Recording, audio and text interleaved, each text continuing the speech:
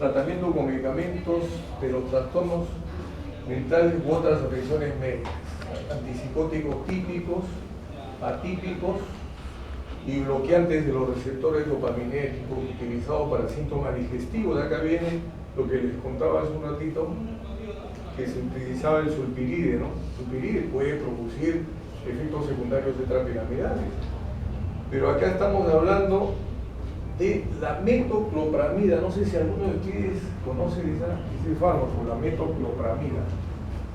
La metoclopramida es un gastrocinético que lo utilizan. ¿Habrán escuchado la frutenzima? ¿Alguno? Ya, esa famosa frutenzima tiene enzimas digestivas más metoclopramida. Y si tú tomas este fármaco por mucho tiempo, te va a producir movimientos anormales. Entonces hay que tener muy en cuenta esto, ¿no? Igual la sulpiride que usan los gastroenterólogos, etc. El diagnóstico diferencial hay que hacerlo con trastornos de ansiedad, acaticia inducida por neurolépticos, catatonía maligna y síndrome neuroléptico maligno, que es un cuadro neurológico grave que vamos a ver. ¿Qué efectos secundarios entonces ustedes van a ver en la práctica? Uno de ellos, que es el más próximo a cuando uno trata con antipsicóticos, es la distonía, ¿no? ¿Y qué cosas se produce? Espasmos en el cuello, en el dorso, como pistótomo, fíjense, crisis óculo-gira, afectación laringea, ¿verdad? Eso es grave. Imagínense que ya afecte a nivel laringeo, edema. Entonces, el mecanismo es por una hipodopaminergia, siempre la dopamina a nivel de los ganglios basales, ¿no? Factores de riesgo de la distonía: hombres jóvenes, altas dosis, antipsicóticos de alta potencia, sobre todo, menciona la literatura. ¿Qué hay que hacer ahí? Si hay este problema de frente a UCI, ¿no?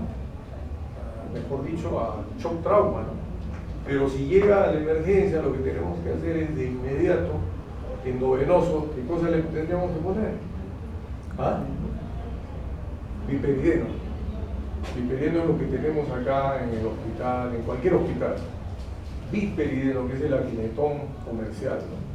Entonces, si le aplica el biperideno endovenoso, porque intramuscular, mientras haga efecto, ya se murió de repente el paciente. Entonces hay que darle biperideno. ¿Y qué se hace después? Se descontinúa el antipsicótico. ¿Y qué recomiendan los expertos? Pasarlo a un antipsicótico atípico. ¿Cuál? ¿Cuál es el ideal? La clozapina. La clozapina está acá bien posicionada cuando hay estos casos, ¿no? Entonces ahí hay que dar eso.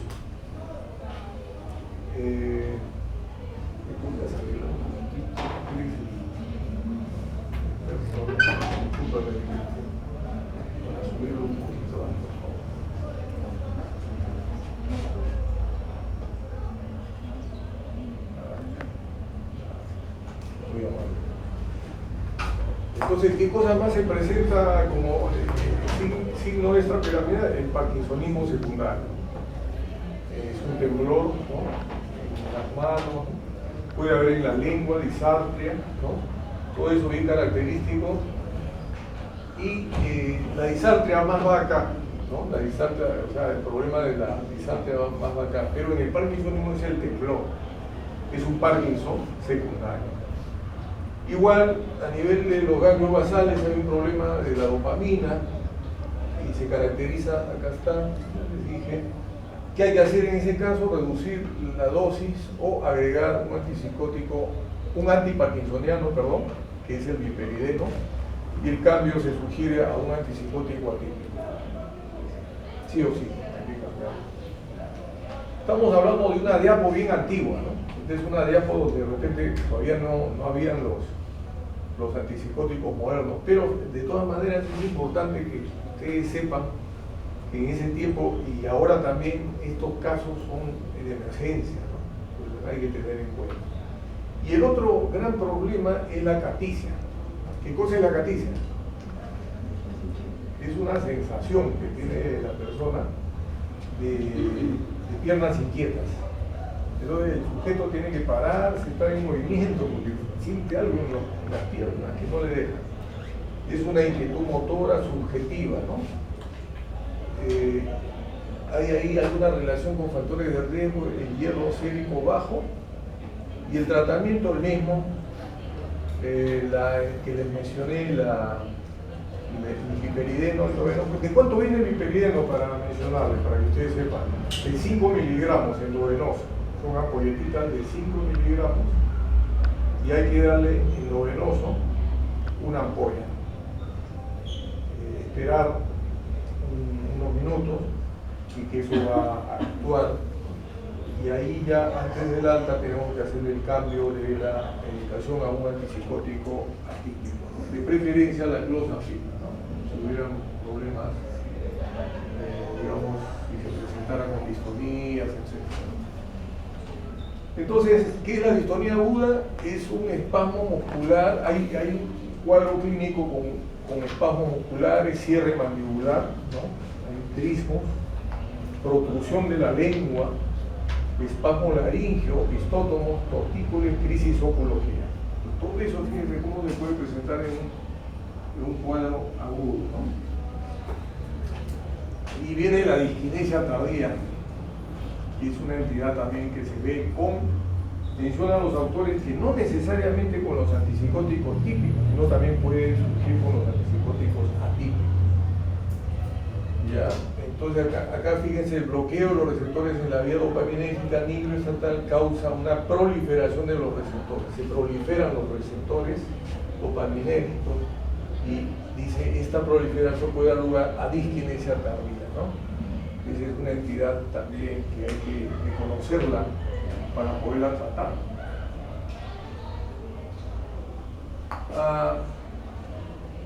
Entonces acá tenemos la disquinesia tardía, se caracteriza hablamos de una historia de consumo prolongado de antipsicóticos, movimientos corioatetóxicos involuntarios en cara, tronco o extremidades, movimientos coreiformes crónicos de músculos orobucales y la lengua, movimientos, parece mentira, pero siempre hay que captarle la cavidad oral al paciente en tratamiento con antipsicóticos, porque ahí comienzan ellos con un movimiento tipo conejito, como el conejo cuando mueve acá, hace un movimiento muy sutil que tú tienes que captar. Entonces ahí empiezan los movimientos en la zona oral, ¿no? Entonces movimientos coreiformes crónicos de músculos orobucales y la lengua, movimientos oscilatorios en la mandíbula o gesticulación facial. Fíjense. Comienza a gesticular el paciente, ¿no? Factores de riesgo: edad avanzada, exposición a antipsicóticos típicos durante más de 6 meses, antecedentes de efectos secundarios, por eso es tardía, fíjense. Siempre hay un tiempo que se van a presentar todos estos síntomas, ¿no? Antecedentes de efectos secundarios parkinsonianos y diabetes mellitus. Consumo prolongado de metoclopramida también puede darse, fíjense. Por eso les dije que es importante que ustedes sepan, como futuros médicos, que otras drogas también pueden producir estos movimientos anormales. Indicación, ahí está, la velvenacina de 80 miligramos, primer medicamento aprobado por la FDA como un inhibidor de la vesícula del transportador de monoaminas, disminuye la liberación de dopamina. Y también se hace tratamiento con estimulación cerebral profunda, ¿no? También es otro tratamiento de la disquinesia tardía. Pero para no llegar a estos cuadros neurológicos, por eso siempre es conveniente el control periódico al paciente, siempre evaluándolo, viendo la tolerancia del fármaco, etcétera, ¿no? Para no llegar a situaciones así de este tipo, ¿no? Bueno, acá solamente para que ustedes los ilustren con algunas imágenes. Realmente muy dramático es esto, ¿no? Cuando se presenta a la emergencia del paciente, ¿no? Situaciones bastante complejas.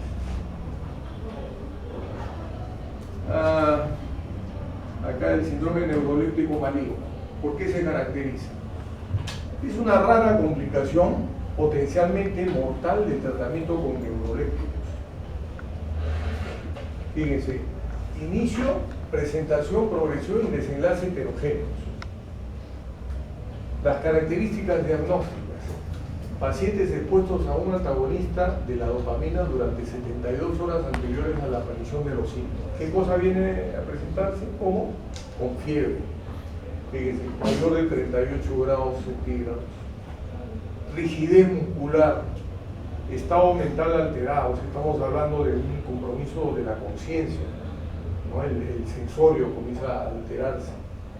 Creatinina, fosfoquinasa elevado, mioglobinuria y falla renal aguda. Entonces, es un caso bien difícil de tratar así nomás en un servicio, tenemos que pasarlo a la unidad de cuidados.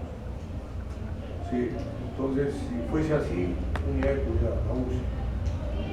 La evolución clínica, fíjense, confusión y niveles fluctuantes de conciencia, o sea, el sensorio se viene abajo realmente. Rigidez, diaforesis, mutismo, inestabilidad autonómica, hipertermia, creatinina, fosfoquinasa elevada, leucocitosis. Realmente es un caso difícil. Acá tenemos inestabilidad autonómica, leucocitosis y delirio. Puede llegar a estar confuso, delirante, ¿no? Hay que hacer el diagnóstico diferencial con una serie de enfermedades y el tratamiento médico es suspender la medicación antipsicótica, líquidos endovenosos, enfriamiento. Acá viene el tratamiento que promueven los especialistas, que es con bromocriptina, 5 a 30 miligramos diarios, y amantadina de 100 miligramos 2 o 3 veces al día. Hay otra droga que también están ensayando. Y se restaura la medicación antipsicótica en 2 semanas una vez resuelto el episodio. Entonces no se puede ya, se descontinúan todos los antipsicóticos en ese momento. ¿Por qué? Porque lo que primero hay que salvar es la emergencia, ¿no? Un caso de emergencia. Recomendaciones generales para la prescripción de los antipsicóticos. Seleccionar el fármaco según la indicación es importante. Entonces, si yo veo que viene un paciente en alcohol, por ejemplo, está un paciente agitado, viene con alcohol, no necesariamente viene pues haciendo alucinaciones ni lo que se llama en los casos de alcoholismo, el delirium tremens. En el delirium tremens el tratamiento no es con antipsicóticos, sino con benzodiazepínicos, o sea, el diazepam. Se ponen frascos, boles. En estos casos es pacientes violentos, por ejemplo, se han alcoholizado, o pacientes que han fumado, o un esquizofrénico que ha reagudizado.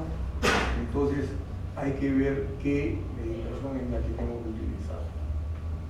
Como les vuelvo a decir, si no tuvieran ustedes ciprasidona parenteral o lanzapina parenteral, el haloperidol está vigente a nivel universal en todo el mundo. Entonces el haloperidol es la droga de elección. Conocer el perfil de efectos adversos, por cierto. Entonces tengo que saber cómo lo está tolerando al día siguiente o a las horas. El haloperidol, si lo estoy aldoholizando, también tengo que ver hasta dónde lo está tolerando el paciente. No vaya a haber algún efecto cardiológico, algo inesperado. Estimación de la duración del tratamiento. Esto es importante, ¿no? ¿Hasta cuándo yo le voy a dar parenteral? Por lo general le damos parenteral casos agudos 3-4 días. De ahí lo pasamos ya a la vía oral. En la vía oral le pasamos ya de un típico a un atípico. Si estábamos con haloperidol, lo podemos pasar a olanzapina, lo podemos pasar a aripiprazol, de acuerdo al caso, ¿no? De acuerdo al caso. Si yo veo que es un obeso con riesgo cardiovascular, diabético, etcétera, no lo voy a pasar pues a olanzapina, porque me lo va a subir el peso tremendamente. Entonces tengo que ver qué medicación es la más conveniente. Puede ser ciprasidona o puede ser aripiprazol, que no suben el peso, ¿no? Después evaluar el balance riesgo-beneficio. Eso es importante. Los chinos, la China, estamos hablando de los chinos de la China, hacían estudios de la clozapina y sin control hepático, ¿no? Un DEVO presentaron en la Asociación Psiquiátrica Americana en una ocasión, hacían ellos estudios como así, cantidades de pacientes, les daban clozapina a borbotones, sin hacerles el control seriado, ¿no? Porque hay que hacer la farmacovigilancia. Sin embargo, ¿qué recomiendan los expertos? Siempre hay que llevarnos de las recomendaciones, que hay que hacer controles hemáticos periódicos. Entonces, eso es importante, ver el tema del riesgo-beneficio. Claro, le beneficia, pero hay que ver el riesgo, ¿no? Iniciar con dosis moderadas, aumentando cada 24-48 hasta la dosis óptima. Esto va con todos los antipsicóticos, hay que, algunos se titulan, por ejemplo la clozapina, esta misma que les hablo, hay que titularla. Se empieza con 12.5 en los 2-3 primeros días, de ahí se les pasa a 25 y así vamos incrementando hasta llegar a 800 miligramos en algunos casos en esquizofrenia. Es un ejemplo, ¿no? Y acá, de preferencia se indican antipsicóticos atípicos para el mantenimiento. Acá está lo que quería corroborarles. Se aconseja prescribir medicación anticolinérgica si aparecen los síntomas intrapiramidales. Ahí están las recomendaciones. No hay que dar antes. Sin embargo, bueno, ese criterio del médico. Algunos lo dan para no verlos en esas situaciones, ¿no? Ante la refractariedad en el tratamiento antipsicótico se debe prescribir clozapina. Ya estamos hablando de criterios de refractariedad. ¿Cuándo hay criterios de refractariedad? Cuando hemos utilizado 2 o 3 antipsicóticos sin el resultado eficaz. Entonces, en esos casos ya utilizamos la clozapina, ¿no? Habiendo esperado los 6 semanas que les digo, ¿no es cierto? No responde, entonces tenemos que pasarlo a la clozapina, no queda otra. Bueno, interacciones. Con el alcohol, aumento de la sedación, antiácidos, ya ustedes lo saben, anticolinérgicos, empeoramiento cognitivo. Siempre cuando damos el risperideno en los ancianos, sobre todo, les baja pues mucho la cognición, ¿no? Anticonvulsivo, la carbamazepina disminuye niveles en plasma de antipsicóticos. El ácido valproico igual aumenta, las fenotiacinas aumentan sus niveles en plasma. Acá están los tricíclicos, los antidepresivos aumentan niveles plasmáticos de antipsicóticos. La fluoxetina, fíjate, aumenta los niveles plasmáticos, el aldol en 20% y la clorpromacina, que es de baja potencia, en 76%. ¿Ya? Entonces los IRS tienen esa acción con los antipsicóticos. Hay que tener en cuenta, porque si eleva mucho puede producir los efectos secundarios del haloperidol, ¿no? Y es que estuvieran en este caso, ¿no? Igual la fluvoxamina, saben de la fluvoxamina, ¿no? Es otro IRS que tiene acción sedante, mucha acción sedante, a diferencia de la fluoxetina, que estimula, deprime, ¿no? Aumenta niveles plasmáticos de antipsicóticos también. Entonces fíjense la característica de los IRS, ¿no? Pueden aumentar los niveles plasmáticos de antipsicóticos. Igualmente los ansiolíticos, el alprazolam, acá un poquito se ha desconfigurado, ¿no? Con lo que hace. El alprazolam aumenta los niveles de plasma de los antipsicóticos, y la buspirona, que no se usa acá, no se las menciono, estuvo un tiempo y ya se desapareció, pero el alprazolam sí puede incrementar los niveles plasmáticos de los antipsicóticos, ¿no? Hay que tener en cuenta que el alprazolam es una droga que se usa bastante. Antihipertensivos, el propranolol. ¿Para qué lo usamos el propranolol y atenolol en psiquiatría? Para los síntomas de ansiedad, ¿no? Y para cuando hay signos neurovegetativos, palpitaciones, todo eso. Entonces, ¿qué pasa con el propranolol? Puede potenciar la farmacocinética del antipsicótico. Asimetidina igual, los estrógenos, el litio, mira, el litio aumenta los niveles plasmáticos de los antipsicóticos. Eso es importante tener en cuenta. La vitamina C, el tabaco, por ejemplo, los fumadores suelen presentar niveles de antipsicóticos en plasma entre un 10 a 50% inferiores a los no fumadores.